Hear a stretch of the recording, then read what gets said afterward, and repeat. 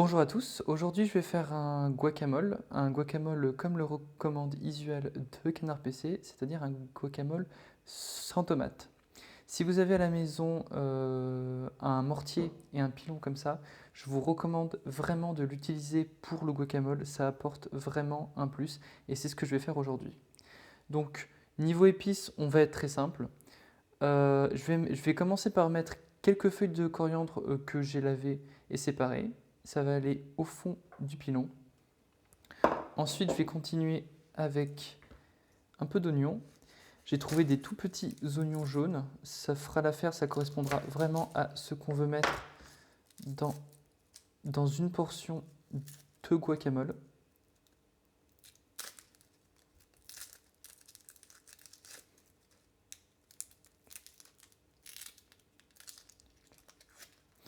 Si vous n'avez pas de pilon à la maison, vous pouvez bien évidemment hacher l'oignon et hacher la coriandre de manière très très fine. Mais voilà, on n'aura pas autant de goût, ça apporte vraiment un plus et je vous recommande de faire l'acquisition d'un pilon parce que au-delà du guacamole, c'est un outil qui peut être vraiment intéressant pour plein de choses dans la cuisine. Là, je vais vraiment couper l'oignon de manière très très très très très sommaire, en gros morceaux. De toute manière, on le coupe simplement pour qu'il soit plus facile à écraser. Il me reste un petit morceau de piment oiseau. Mettez du piment dans le guacamole, c'est vraiment un plus. Mais peut-être pas du piment oiseau. Moi, j'ai du piment oiseau parce que j'aime beaucoup le piment et que j'aime bien quand c'est assez fort. Mais le piment oiseau, ça arrache bien la gueule. Prenez éventuellement un piment un chouïa plus doux. Là, voilà, vous voyez, je vais laisser les graines parce que c'est un peu chiant à enlever et que moi, la puissance du piment ne me dérange pas. J'ai coupé quelques petits morceaux et je les ai mis dans le pilon. Voilà. Donc maintenant, il ne nous reste plus qu'à tout écraser comme ça pendant quelques minutes. Voilà, donc ça, ce sont les seuls ingrédients que je vais mettre. Je vais saler un peu. Je vais saler un tout petit peu au début de l'écrasage parce que du coup, ça va permettre, ça va justement faire sortir un peu l'eau et ça va un peu casser les cellules d'oignon, les cellules de la coriandre, ce qui veut faire que les arômes vont beaucoup plus sortir et que l'écrasage sera plus efficace. Voilà.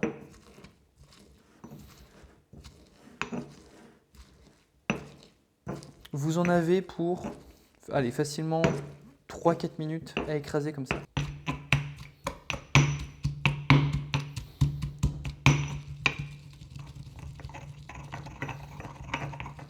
J'ai mis un petit cercle en liège sous le pilon, ça permet de vraiment bien amortir le bruit. Et donc, qu'est-ce que vous allez faire? Vous allez vraiment écraser comme ça, vigoureusement. Et étant donné qu'on a un pilon, je crois que c'est un pilon chinois, qu'on appelle ça comme ça, vous pouvez aussi tourner comme ça, de manière à écraser le contenu, non pas sur le fond, mais vraiment sur le rebord.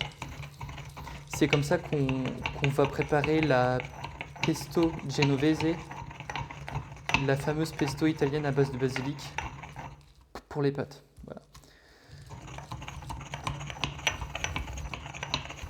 Donc vous continuez vraiment jusqu'à ce que vous ne sentiez vraiment plus aucune résistance, que tout soit vraiment réduit à l'état de purée. La recette classique du guacamole mexicain, c'est ça, coriandre, piment et oignon.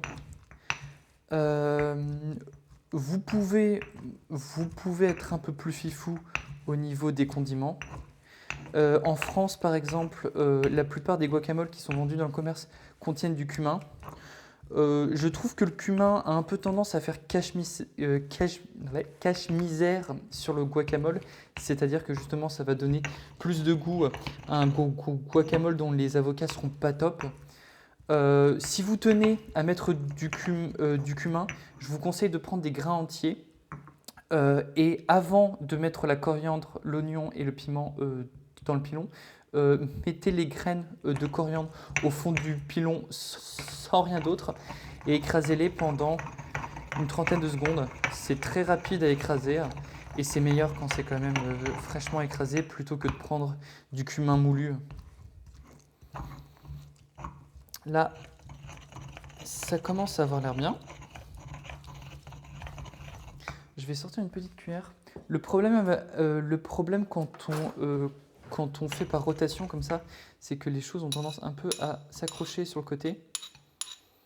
Moi, j'aime bien prendre une petite cuillère et l'enlever justement de manière à ce que ce soit...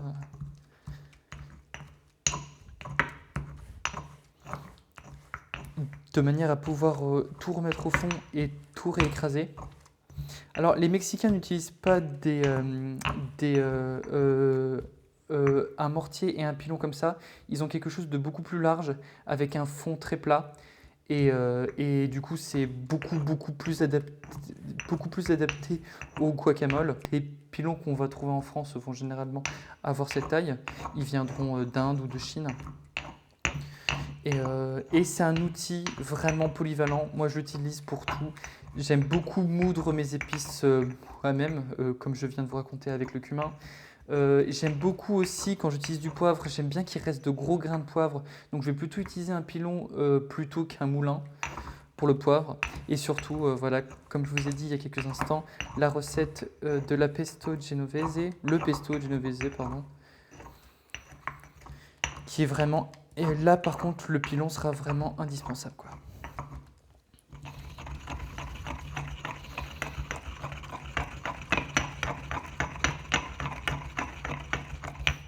Alors, si vous n'aimez pas la coriandre, bah n'en mettez pas. Ne remplacez pas par du persil. C'est un peu la solution simpliste de beaucoup de gens de dire comme la coriandre et le persil, ça se ressemble. Vous pouvez les interchanger. Je ne suis pas vraiment d'accord, ça va pas vraiment avoir le même goût. J'ai pas essayé. Peut-être aurait-il fallu, mais non, j'y crois pas trop. Tant pis, ne mettez pas de coriandre, contentez-vous d'écraser le piment et les oignons ensemble. Éventuellement de rajouter quelques épices, ben justement le cumin, pour que ça donne du goût. Bon, là ça me semble bien écrasé. On va passer aux avocats. Donc là, j'ai mis relativement peu d'oignons et relativement peu de coriandre. Donc je vais mettre que 2 avocats. J'ai pris des avocats assez petits. J'ai essayé de sourcer au maximum mes avocats d'Europe parce que entre les mois d'octobre et les mois de février-mars, on, on obtient assez facilement des avocats venus d'Europe. Ils peuvent venir d'Espagne ou d'Italie. C'est plus, c'est l'avantage de prendre des avocats d'Europe, c'est que ça limite évidemment l'énorme voyage que font les fruits quand ils viennent d'Amérique du Sud, notamment du Pérou, du Mexique, mais aussi un peu de Californie, bien qu'on retrouvera rarement des avocats américains sur les étals françaises. Voilà.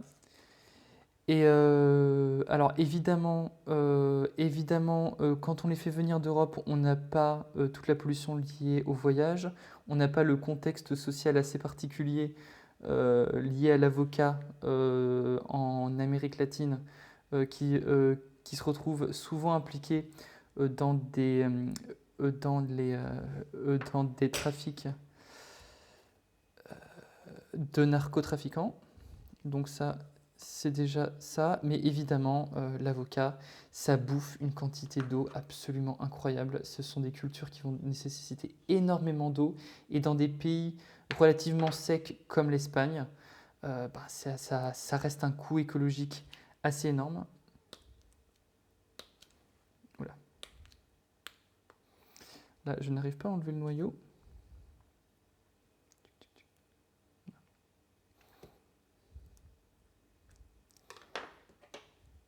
Le noyau est bien glissant. Vous voyez que c'est un peu galère. Je vais retirer le pilon là. Voilà. Dès le moment où vous allez mettre l'avocat, ça risque tout de suite de devenir un chouïa plus salissant.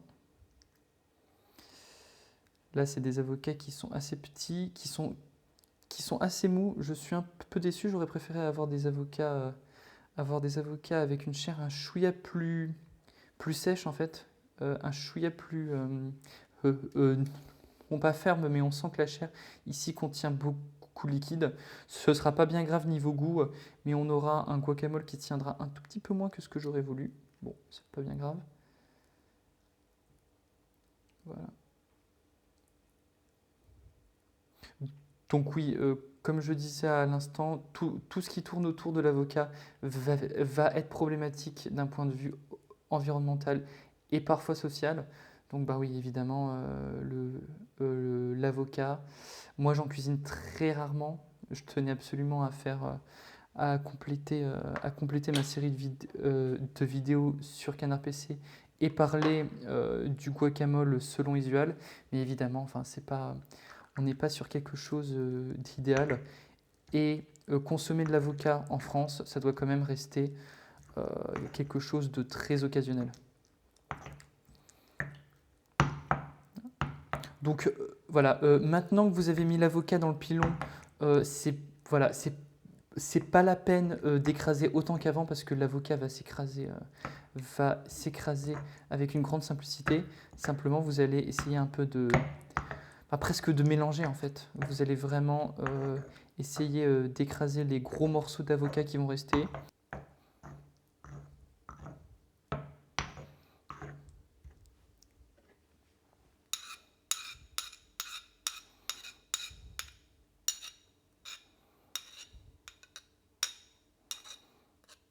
On est pas mal. Check.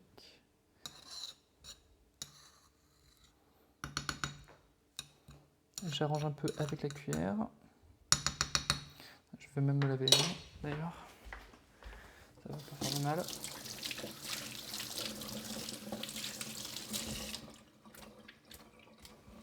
Voilà. Très bien.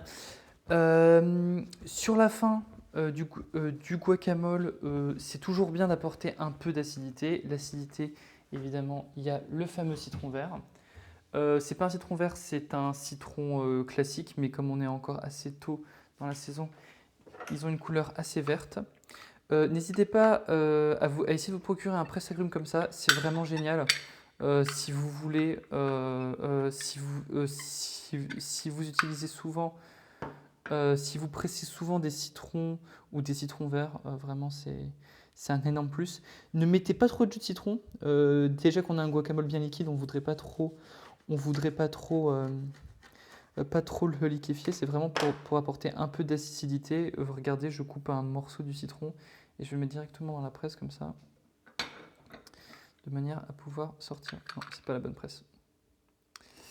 Là, c'est une presse 2 en 1. Il y a un côté pour le citron et un côté pour le citron vert.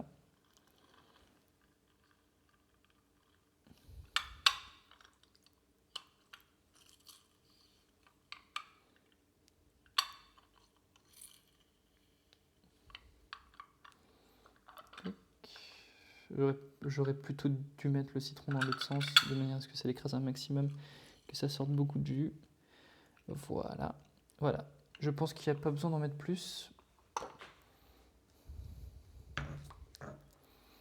Mélangez un peu pour bien répartir le jus de citron, qui soit bien absorbé par le reste des ingrédients. Voilà.